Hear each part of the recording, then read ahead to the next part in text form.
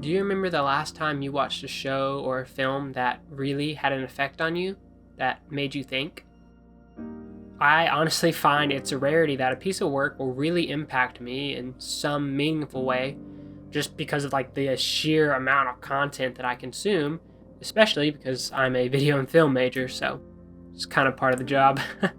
I'm preparing to head into my final semester of college, and as part of the senior kind of thesis, I have to create a short film that's supposed to encapsulate all that I've done so far and all that I've learned so far. So naturally, I have been starting to brainstorm ideas and look at shows and movies I love to find inspiration for what I want to do. But right now, I have a million other assignments and work and preparing for my wedding next year, all drawing my attention.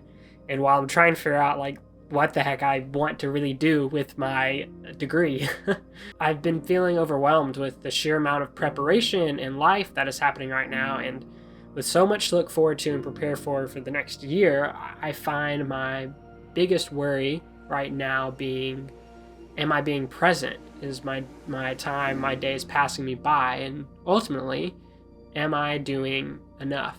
And this is the question Kimari finds herself asking at the beginning of the 2018 winter anime, A Place Further Than the Universe. In episode 1 of this show, we meet a young high school girl who feels trapped and feels as if her life is passing her by. She wakes up one day and realizes that she's in her second year of high school and hasn't really much to show for it. So she decides she wants to go on some grand journey to discover herself, yet despite her motivation and inspiration, she backs out of any initial ideas she's had. But soon after, she is presented with another opportunity to join a team on a research trip to Antarctica, and this time she doesn't back out. And she's not alone in this desire to go and this feeling of her life passing her by. 3 other girls from her town, Shirase, Hinata, and Suki, find that they are feeling this way as well. And we see that each of the girls realize that something in their lives is missing and it's not quite exactly what they've wanted it to be. So they seek out this journey in order to fill in gaps in their lives. Kimari, we know, wants to know that her time isn't wasted. Shirase wants to find her mom, and she's the one who actually brings the rest of the girls on this trip with her, as it was her initial desire. And Hinata and Suki simply want friends that they can trust to stick by their sides, as Hinata has trust issues and Suki just has been a loner. And that's essentially the show. It's not complex or mind-blowing, and it doesn't have to be. And it isn't even about this Antarctica trip. But throughout the 12 episodes, it is more about these experiences and the journey that these girls have along the way, and the friendships that they make and the lessons they learn in the world that they see. And their small lives expand so much. Throughout these 12 episodes, we see how the girls face hardship and barriers even before they start this journey to the Antarctic. Before they're even accepted onto the research team, they have to train and learn new skills. The first of which is how to camp outside. And if you've ever been camping, you know that this can be an uncomfortable thing to do if you're not used to it, and you probably won't sleep, it's going to be hard to cook, etc. But in the uncomfort of this first step of their journey, the girls have a moment together where they see a sunrise in the mountains. They experience scenery that they've never seen, sounds they've never heard, scents they've never smelled, and food they've never tasted, and emotions that they've never experienced. There's one moment in this show that really stood out to me, and it's from their first night on the boat. There's a terrible storm. They're on their way to Antarctica. They've done the prerequisites. They're training, even going to have to be training on the 3-month journey to Antarctica on the boat, and this is their first night on that leg of the trip, and it's a terrible storm, and they're all seasick because they've never been in the ocean before. And it's miserable, and they're all miserable, but they realize they're all miserable together. And they end up out of their beds, looking into the raging storm on the deck of the boat, laughing, because this is what they really set out for, whether they knew it or not. A shared experience with friends. As a kid who grew up in a small town, I was always one who daydreamed often about grand adventures, knights in shining armor, slaying dragons larger than life, and heroes that defied odds and lived to fight another day. This was in part due to my father's love for hero stories and how he shared them with me at a young age and still is sharing new things with me to this day. And I often wondered about distant lands, both mythical and real, that I desperately wanted to visit. I wanted to go beyond the small town I was in and experience the world. And I did when my family moved to Nashville when I was 12 from a small town in Mississippi, and suddenly the world became much bigger. Yet I still daydreamed, still kept a list of places I wanted to go and things I wanted to see someday.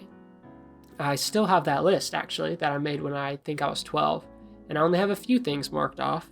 The list isn't long, mind you, it's maybe 40 points long with a mix of places and things I want to see and visit someday. I still remember the moment I stumbled upon this anime in March of 2021, when the effects of COVID were still heavily impacting my college experience and I'd spent most of that semester inside doing meaningless, time-consuming online assignments. I felt like my life was passing me by and I was simply going through the motions and allowing myself to wallow in a haze of depression.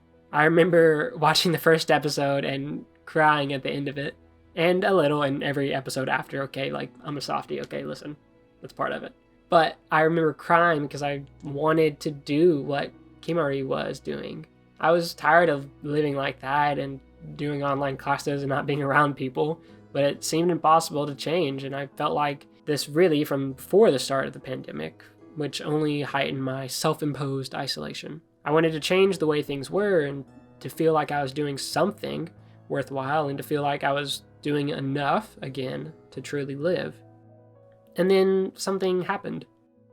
When I was about halfway through the show and still incredibly inspired and attached to the journey these girls were having, one of my best friends texted me out of nowhere.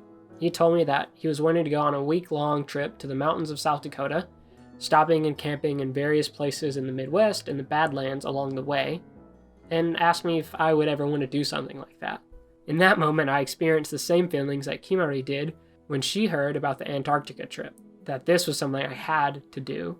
So without hesitation, I said yes, not thinking about logistics or planning or money. I just knew I had to do it.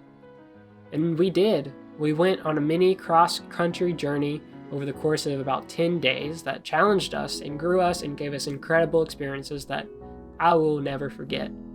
And we experienced them together. It was hard, yes, it was camping in a lot of random places and having to carry a lot with us, but it was good. And when we came back from our journey, we were changed a bit, just like the girls are at the end of their journey. Not in any big, drastic way, but in small ones. I felt a little more confident in myself and discovered a part of myself I'd forgotten was there. Looking back, I didn't go on that journey to prove to anyone that I could, but much like Kimari, I went because I knew I had to. Afterwards, being home, I was reminded of the things I'd forgotten that I loved and was reminiscent of the way I'd been able to connect in a new way with both my best friend and with the one who created the incredible sights and sounds I had experienced on the journey. It gave me such perspective and allowed me to rediscover a little bit of a place within myself that longs for adventure. It's always there, yet so often I forget it and am consumed by the small details of everyday life. Part of my motivation for going on this journey was this show. A place further than the universe helped motivate me to be able to go and do that, and still motivates me to this day. Even though I saw it nearly 2 years ago now, it's honestly almost always on my mind. It's one of those shows I just keep coming back to. It reminded me to never take for granted the friendships and the people in my life, and to take each day as it comes, because that is the only one we are promised. In a world that is so fast-paced and focused on just doing, we can so often forget to slow down and pause, to be doing things that truly matter, with people that truly matter, to breathe and to find that place within ourselves. You may not have to go to the ends of the earth or the vast badlands to do so, but I think it's important for all of us to find that place within ourselves where we feel truly alive, our own place further than the universe.